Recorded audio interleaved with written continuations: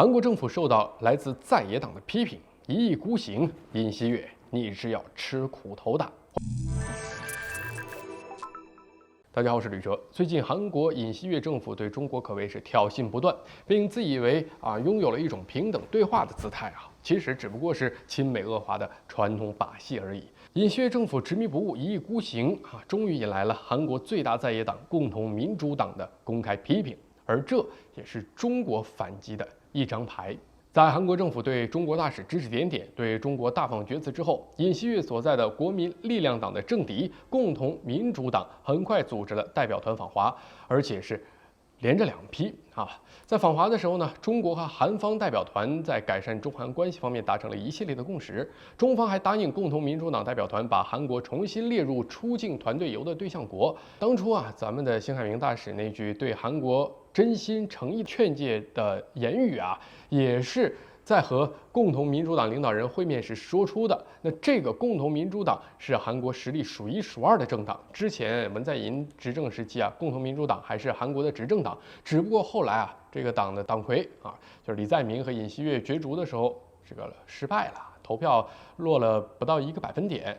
惜败之后呢，仍在国会上是占据了半数多的席位。总体上说这个共同民主党在韩国政坛上还是一股很强的势力。那韩国政党呢是你方唱罢我登场，今天的在野党就是明天的执政党，所以与共同民主党处好关系，利用在野党向韩国当政政府施压，并且提前布局，为韩国未来的执政党更替后的中韩关系改善打好基础，就是中国对尹锡悦最好的回击。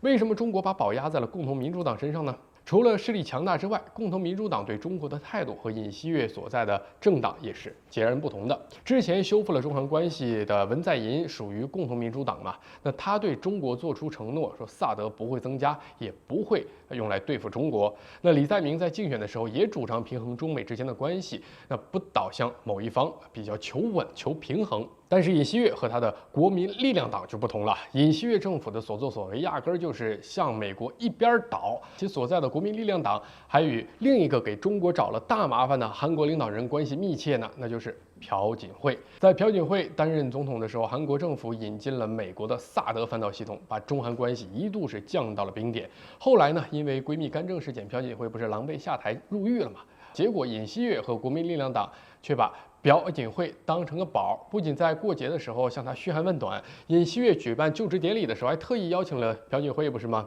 果然最后尹锡悦也就是有样学样，把中韩关系重新带到了悬崖边上。而且为了迎合美国，韩国政府还做了在国内不得民心的事儿，也给这次共同民主党对尹锡悦发起的质问提供了弹药。其中最重要的一条就是尹锡悦政府积极修复与日本的关系，甚至可以说是不顾国内反对声浪而强行与日本冰释前嫌。随着尹锡悦轻飘飘的一句话，日韩之间争论多少年的2战非法劳工问题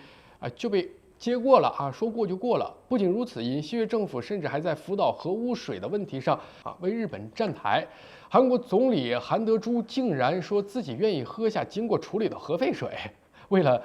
这个韩日友好这尹锡悦政府算是豁了出去如此罔顾事实、不顾国民安危的做法，自然引来了批判的声音。果然共同民主党也没有辜负中国人民的期望在派代表团访华没多久，其党魁李在明就在这个国会上发言了抓住尹锡悦政府的小辫子，严厉谴责其开历史倒车，不顾韩国民生、外交和安全，以及在核污水事件上袒护日本的态度，并强调了中国的重要性。不知道中国的这招反击力度是否让尹锡悦感到满意呢？但可以肯定的是，如果韩国继续这样的对华态度，中国还是有更多手段等着你的。